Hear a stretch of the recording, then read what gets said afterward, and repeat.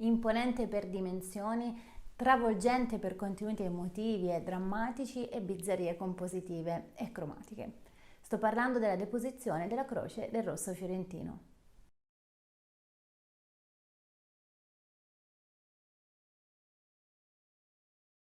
Bentornati su Luon Tour, per chi ancora non mi conosce io sono Luisa Quaglia, guida turistica e archeologa e in questo canale troverete contenuti legati al patrimonio storico, artistico e archeologico per lo più della Toscana. Sono contenuti utili per chiunque la volesse conoscere meglio o visitarla in maniera più consapevole. Ma bando alle ciance, andiamo subito a dare un'occhiata all'opera. Buona visione! La composizione è quella tipica della deposizione dalla croce del corpo di Gesù. Riprende molto quella dipinta da Filippino Lippi, poi terminata dal Perugino, eseguita per la chiesa della Santissima Annunziata di Firenze, ma che oggi potete vedere alle Gallerie degli Uffizi. Ma quindi vi chiederete cosa rende questa pala così particolare rispetto alle altre deposizioni del tempo e soprattutto perché è considerata il capolavoro del Rosso? La scena rappresenta il momento dello schiodamento del corpo. Il cielo è ancora buio perché, come racconta Matteo, al momento della morte del Cristo la terra fu completamente avvolta dalle tenebre. Ma il rosso osa e non rappresenta solo lo schiodamento, ma decide di raffigurare il momento, anche se non descritto da Matteo, in cui il corpo è sul punto di cadere dalle mani dei depositori. Infatti, se notate, c'è molta agitazione tra questi uomini che cercano di evitare in tutti i modi la caduta, grazie alle indicazioni di Nicodemo, il vecchio che si sporge sulla parte superiore della croce. Di solito, nelle raffigurazioni classiche delle deposizioni, questi uomini sono raffigurati affaticati, tristi, qui invece sembrano demoni urlanti e scatenati. Anche il corpo di Cristo è raffigurato differentemente dall'iconografia classica, dove il corpo è più armonioso, più bello.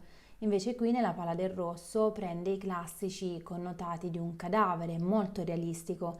Il corpo è disarticolato, il colore è livido, tanto che fece pensare che il rosso avesse dissotterrato un morto e lo avesse ritratto. Poi sicuramente è insolito vedere un Cristo morto che sembra e sorrida. Ma le novità sono anche nella parte inferiore del dipinto, con l'originalissima idea di raffigurare la Maddalena che si getta ai piedi della Madonna e non della croce come spesso avveniva. Nuova è anche l'idea di raffigurare San Giovanni che esprime il suo dolore voltando le spalle al patibolo, comprendosi il volto con le mani. A questo punto, se osserviamo bene l'opera, ci rendiamo conto che nella tavola ci sono due scene autonome, contrapposte, che esprimono sentimenti diversi. La nervosa urgenza, un'esplosione di emotività nella parte superiore e la parte dedicata al dolore e alla tristezza sotto. C'è Maria composta nel suo dolore, sorretta dalle pie donne, disperati invece la Maddalena e San Giovanni Evangelista. Nella parte superiore gli uomini sembrano avvolti nel vento e schiacciati dal peso del cielo. In quella inferiore non si muove una foglia. All'immobilità del corpo privo di vita di Gesù si contrappone la vociante concitazione degli uomini, arrampicati precariamente sulle scale. I personaggi più in alto hanno per lo più il corpo scoperto per evidenziare la tensione dei muscoli, mentre gli arti assumono pose spigolose, creando veri e propri angoli retti. Nella parte inferiore invece i personaggi sono semi nascosti dalle vesti, non hanno pose spigolose ma sono statici, in piedi con il capo chino per accentuare il dolore del momento. Solo la Maddalena ha uno slancio che praticamente anima e dà forza a tutta la scena, anche grazie alla contrapposizione della croce stessa che è fissa, tozza e statica, conferendo così un effetto di intensa drammaticità. Noterete che c'è una contrapposizione tra alcuni soggetti fin troppo realistici, come ad esempio il corpo di Gesù, e altri più fantastici, appunto poco realistici, come ad esempio l'abito della Maddalena, pieno di sfaccettature, tanto da farlo sembrare addirittura di legno, o i piccolissimi personaggi sullo sfondo blu lapislazzuli, ovvero gli armigeri in pose arroganti, simbolo tra l'altro della perfidia e della malvagità umana che ha condotto Gesù sulla croce. E queste figure sono rese con una fisionomia incerta, fantastica, quasi mostruosa. È proprio grazie a questi elementi di contrasto che il rosso riesce a coinvolgere al massimo l'osservatore, un osservatore tra l'altro che avvertirebbe anche un forte senso di drammaticità. Questo è dovuto a diversi fattori, tra cui il movimento convulso di alcuni personaggi, come abbiamo visto prima la Maddalena, ai colori intensi, prevalentemente rosseggianti, che accentuano il contrasto con il cielo.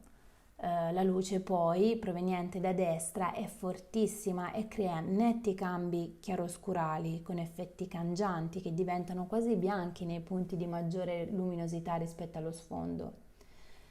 Anche la deformazione dei corpi e dei volti ai limiti dell'esasperazione, come nel caso di Nicodemo affacciato in alto sulla croce che ha il viso contratto tanto da sembrare una maschera.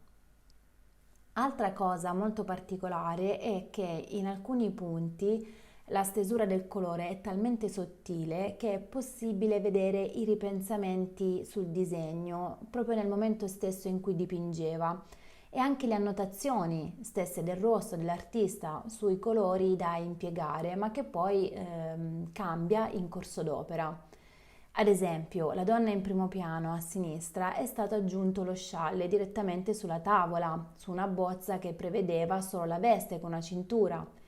In altri punti invece il colore è denso, steso con colpi rapidi e concisi, mai fluido, mai pacato, come nel caso della barba di Nicodemo, costruita a colpi di pennellate come pastelli premuti con violenza, o il volto di Gesù. Insomma, segni tipici di chi sta dipingendo senza la guida di un disegno, eppure non mancano i disegni preparatori. Perché agiva in questo modo? Perché il rosso concepiva l'opera finita come il risultato di un processo ininterrotto e in continuo divenire, fino allo stato finale dell'opera, raggiunto dopo molti cambiamenti e pentimenti. In questo modo di concepire l'arte sicuramente c'era il ricordo del non finito di Michelangelo, vale a dire il limite che ha la tecnica di fronte all'infinità dell'idea. Giorgio Vasari lo descrive come uno sperimentatore ai limiti della norma e della tradizione, e la pala di Volterra rappresenta il suo apice da questo punto di vista. Sempre il Vasari lo definisce un artista eccentrico, intellettualmente irrequieto, tanto che si isolò dall'ambiente artistico fiorentino. Sosteneva anche che era di bell'aspetto, cosa che non guasta. Infatti, in base ai disegni preparatori sul San Giovanni, molti sostengono che il santo non è altro che un suo autoritratto negato. Anche lui si rende in questo modo partecipe come credente e peccatore. Inoltre aveva lo stesso nome del santo, precisamente Giovan Battista di Jacopo di Gasparre, ed aveva i capelli rossi, da qui il suo nome rosso fiorentino. Il video termina qui, spero vi sia piaciuto. Per approfondimenti sulla storia del quadro, cenni iconografici e altre curiosità, le trovate sul mio blog cliccando sul link. Per altre curiosità storico-artistiche venitemi a trovare su Instagram. Un bacio!